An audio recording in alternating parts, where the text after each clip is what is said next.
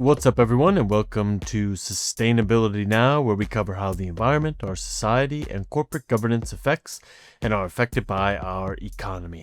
I'm your host, Mike Disabato, and this week we discuss the One Big Beautiful Bill Act. Thanks as always for joining us. Stay tuned.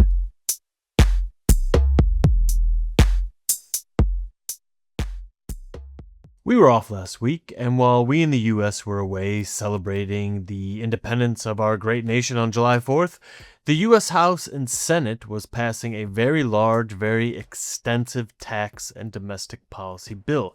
Now, much has been said about the bill, which is called the One Big Beautiful Bill Act, who and what got the tax cuts and the funding cuts and all that. But for us today, for MSCI ESG research, the big changes that we want to discuss are those directed toward the energy sector, because the bill is working to change the energy landscape as we know it in America. It rescinded tax cuts for solar and wind projects, it removed some clean vehicle and energy efficiency credits, and it provided some big wins for oil and gas companies, and on the cleaner side, for geothermal, hydropower, and nuclear. Now, where the energy sector goes is a very important topic for us and the global institutional investors that we serve. So we have to look at this bill and try to figure out where the energy sector is headed. Now, the good thing for me is I work with Cote, and Chris is our energy transition research and development lead. And during his tenure, he has been looking continuously at how policies around the energy sector are changing and what the implications of those changes are for the companies we cover. So even though it's early days on this, with the bill becoming a law on July 4th, actually, I wanted Chris to take me through his initial thoughts on how this bill is set to change the energy industry in America. So my social media feed over the weekend was definitely blowing up with colleagues, friends, just different people contemplating whether this bill marks the end of the energy transition in the United States. And from what you just read and what we've all been reading, definitely wind, solar, and electric vehicles will no longer be subsidized in the US, right? They make that very clear. The White House even put out an executive order on Tuesday earlier this week, July 7th, to further drive the point home, ending market distorting subsidies for unreliable foreign controlled energy sources. Right. And in this, they basically say that the Secretary of the Treasury is, yes, he's going to look and make sure with increased scrutiny and extra guidance that there are no subsidies going to wind and solar, and that they're not effectively coming from foreign controlled energy sources. Most of this stuff is imported from China. So reading between the lines, it's clear that that's what they're looking for. So where does this leave us, right? So today in the US, or as of the end of last year in the US, wind made up 11% of the electricity supply, growing about 50% over the last 5 years. That's a lot of growth.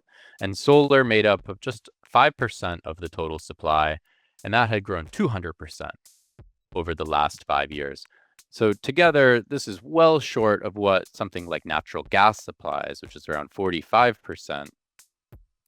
But it's around the same level as nuclear power right now, wind and solar. So this is a big change. This is the fastest growing source of electricity, renewables, and the question is whether they're going to be stopped in their tracks. And of course, that depends on the provisions in the bill itself as it pertains to renewables. And I mentioned all of these provisions at a high level in the intro, but in detail, there were about 35 green energy and environmental items in the bill. And I'm not going to list them all and their impact here, but I want to get into the details of some of the bigger ones that are going to affect the companies we cover, which I asked Chris about specifically.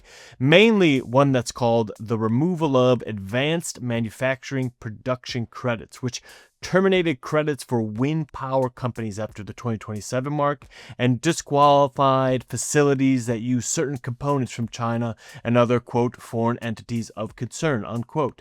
There was also the removal of the Clean Energy Electricity Investment Credit and the Clean Energy Production Credit, which will phase down tax credits for both investments in zero emissions electricity sources and only allow wind and solar projects to claim the credit if, again, they begin construction within a year of the law's enactment or come online before the end of 2027. These dramatically shorten the timeline that the Biden administration set for these type of projects to take advantage of, which was about in the 2030s. So companies are sort of scrambling with what to do on that. They may be cutting back the amount of solar and wind projects they're doing. They might be canceling them entirely. It really depends. We have to see. There were also a number of credits for the electric and alternative fuel vehicles that were removed. So, what does that all mean? Does that mean that all of these projects are doomed? Does that mean that all of these projects have to stop what they're doing?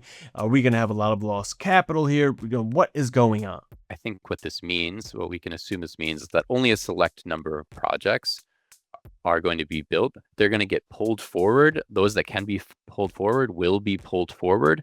And for everybody else, it doesn't mean that the projects can't go forward, but the finances definitely need to be reevaluated, right? The assumptions in the model depended on these tax credits. And once those are removed, the project may or may not work. There may be other types of ways to structure the deal, but it's not going to work as currently structured. So these things will be revisited. It will definitely slow down growth in these sectors, but it doesn't also mean that they're dead in the water.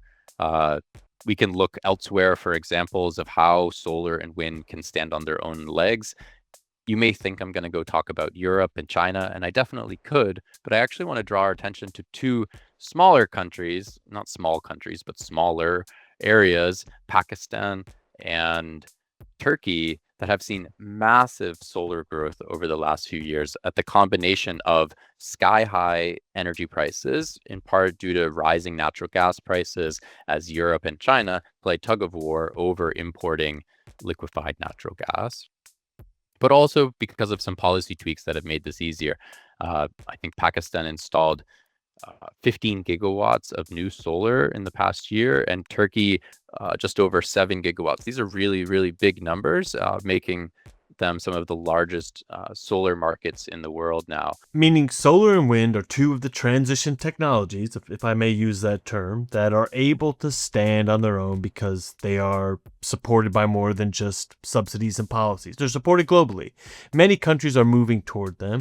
And if you think about investment in clean energy as a global phenomenon, one that can support the industry as a whole, one country isn't going to make or break the sector's growth. The business pressure is still there, even as the policy pressure shifts in certain regions. What may matter much more in some cases is how interest rates, for example, play out, because those have had a serious effect on wind development, especially because rising interest rates raise the cost of financing, delay or downsize wind projects, compel longer what are called power purchase agreements, while periods of low interest rates have historically been a major catalyst for rapid expansion in wind energy. Basically, there's more factors going on than just what's in this bill. So the other big, really big area where subsidies end is clean transportation, namely electric vehicles, including for heavy duty vehicles, not just for light duty, pack cars. And this really matters. These were beginning to grow fast. Americans were taking advantage of the tax breaks, and analysts were expecting more and more growth over the next few years.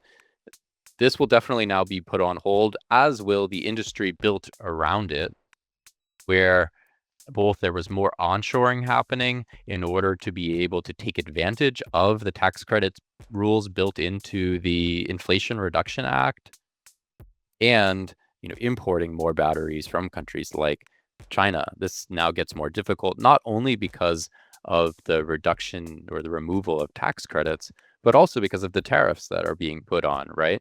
And it's not just about China, where the tariffs are high, but also, there's more transshipments or assembly happening for solar, wind, but also new battery development in countries like Vietnam, the Philippines, South Korea, and Japan. Well, guess who received a bunch of letters today, or will receive them shortly? South Korea and Japan, with tariff rates of 25% and 24%, 20% for Vietnam, and 40% on transshipped goods through Vietnam. right? So costs are going up across all of these supply chains. The electric vehicle point is an important one to hammer because EVs sort of get forgotten in a way as it pertains to large scale carbon reduction projects because they're at the individual level. You're buying a car, an individual is going out and buying a car, but they're vital if countries want to cut their emissions. I'm going to give you an example of that, a study. Let me quote you a study. It's put out by the International Council on Clean Transportation, the ICCT. They're peerless, they're based in the EU, and they do studies on all types of clean energy transportation. They found recently, on July 9th, that not only are electric vehicles getting cleaner faster than expected, but only battery electric vehicles can deliver the large-scale emission cuts needed to address Europe's most polluting transport mode because passenger cars account for nearly 3/4 of the sector's emissions. That means that EVs are really important to cut your country's emissions. And since they are a burden to the individual, rather than to a large-scale utility, let's say, a loss of a credit and thus purchasing power may be a serious blow to the industry, especially now in the US. That also means things are going to get harder for battery manufacturers and for charging stations and every other industry that follows EVs around. This is a situation, if we take the pillars of the energy transition language that I used earlier, this is a situation where the business pressure might not be there in the same way as it is for solar and wind, since the business pressure is much more reliant on the individual as it pertains to buying a car. Now, those are the quote unquote losers of this in terms of the energy sector. This act does pick some winners in the low carbon arena, specifically hydrogen storage, advanced nuclear, hydropower, and geothermal energy, as well as some biodiesel. What effects do we see those as having on this energy landscape in America? Yeah, the language that this bill and the White House have used is dispatchable sources, right? So when you flick your switch, they come new nuclear, hydropower, geothermal, and then carbon capture and storage is also lumped in there. And now there are even tax credits for metallurgical coal, which is used for steel making and is not really part of this energy situation, but it's made it in there also. Same with for biofuels, small biodiesel producers, their tax credit doubled from 10 cents a gallon to 20 cents a gallon in the bill. That's a lot for those needing to translate to liters or something else. Gasoline's around $3 a gallon here, so that's 6% a credit. This is a lot of money now that's going to support agriculture and these dispatchable fuels. Yep. So, there were criticisms in the Inflation Reduction Act that the government was getting involved in picking winners and losers. I think now there's a narrower scope for who the government wants the winners and losers to be. When I started earlier in this conversation, I was mentioning wind and solar representing, a lot of the growth in electricity supply over the past 5 years. We have not yet seen that for new nuclear, geothermal, and the like. We could. These are promising technologies that, with the right support, with the right investment, could grow by leaps and bounds. But it's not at all clear that they will. These are still commercially risky technologies that have worked great in some pilot cases or in the lab. Geothermal has worked in other sites, but they need capital, incentives, and the right demand to scale up. One point I want to make on demand in general is it's a real question mark what's going to supply the expected growth in electricity demand in the next 5 years. Right? This bill, I think, does not answer that question. In fact, it just, I think, gives us reason to ask it more loudly.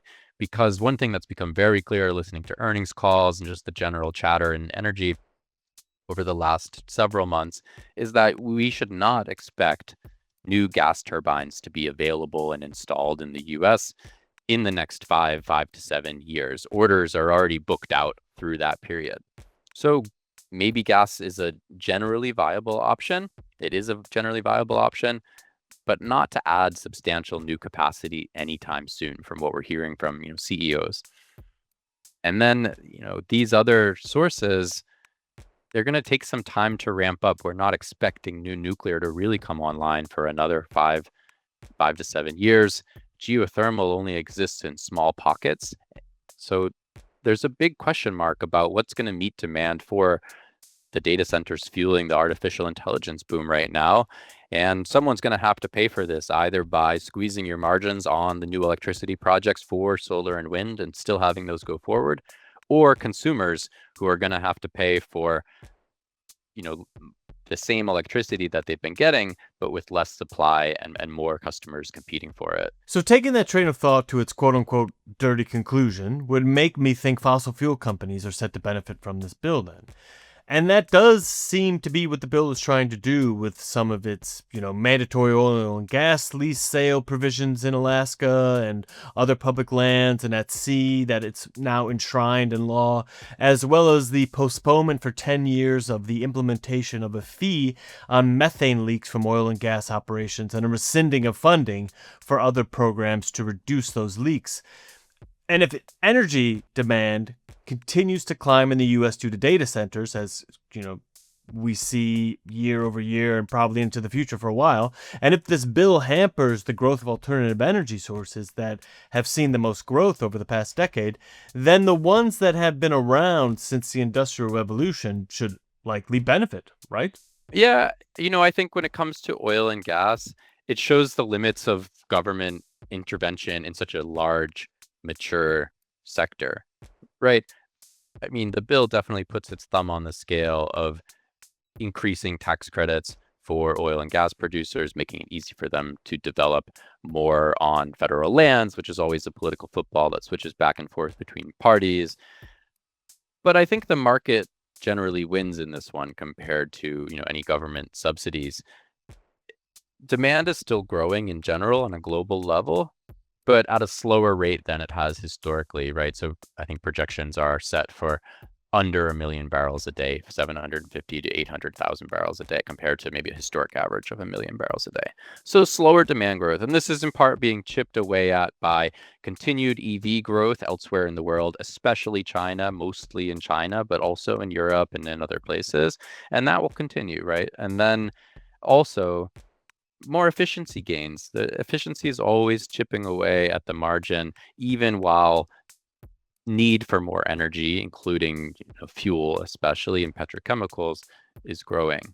But really, the story for this year, I would say, is that OPEC, right, the cartel led largely now by Saudi Arabia, but including the UAE and Kuwait and Iraq and many others, they're unwinding the voluntary cuts, right? So for the last many years, they've voluntarily cut back on their production.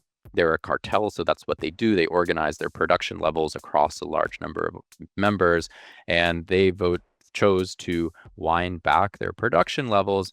And what this led to, and I think I mentioned this on a previous time joining you on the podcast, is it really accommodated the rise of non-OPEC growth, mostly from the US. So that accommodated the shale boom, especially over the last several years.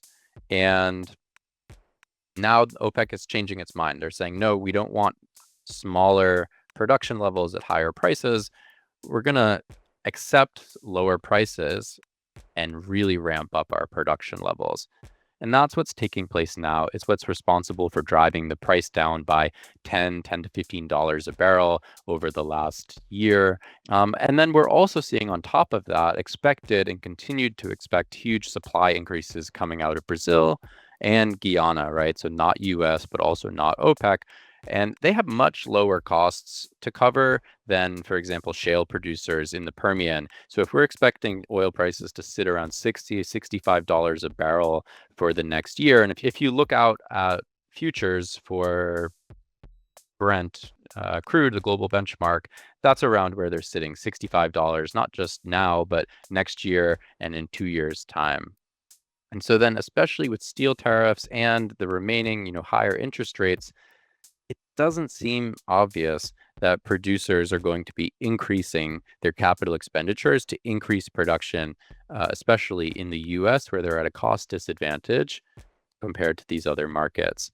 And this isn't just me saying this. We have the Dallas Fed saying this in their own research, surveying producers in Texas and the Shale Basin. It's not an environment to raise oil and gas production very easily unless you're in OPEC. That sort of makes parts of the energy sector a unique participant in the One Big Beautiful Bill Act. There are a lot of other sectors deeply affected by this bill, such as healthcare and social services and private equity, not to mention what's going to happen to the U.S. debt and the bond markets because of that and all that. And yes, the larger energy industry is certainly going to be changed by this in the U.S. as well, but it's not going to be changed in the same way as the homeowner level, for example. Credits for homeowners who install solar panels and heat pumps will be wound down by 2025, prompting fears that the bill will trigger a wave of contractor bankruptcies. In 2023, the Treasury reported that it had given out already $8.4 billion US dollars under this tax credit. This is all according to reporting by the Financial Times.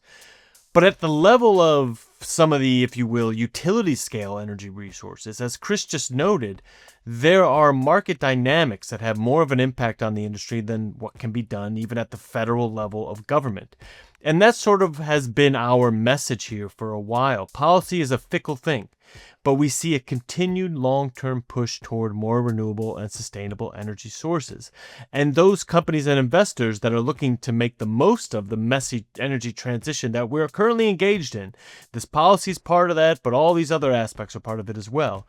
Those investors, those companies shouldn't just look at the One Big Beautiful Bill Act as a sign of where things are likely or ultimately going to end up in the murky and unknown future.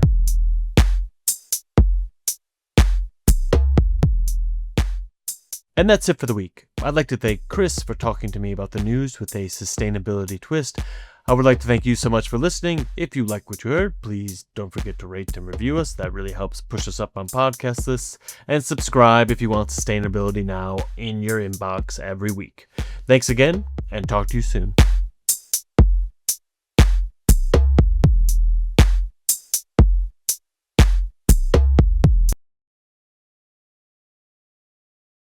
The MSCI ESG Research podcast is provided by MSCI Inc. subsidiary, MSCI ESG Research LLC, a registered investment advisor, and the Investment Advisors Act of 1940, and this recording and data mentioned herein has not been submitted to, nor received approval from the United States Securities and Exchange Commission or any other regulatory body. The analysis discussed should not be taken as an indication or guarantee of any future performance, analysis, forecast, or prediction. The information contained in this recording is not for reproduction in whole or in part without prior written permission from MSCI ESG Research.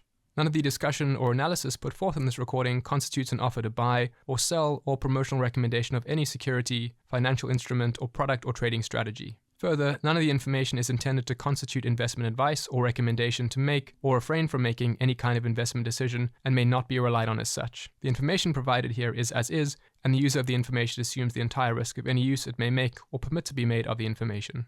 Thank you.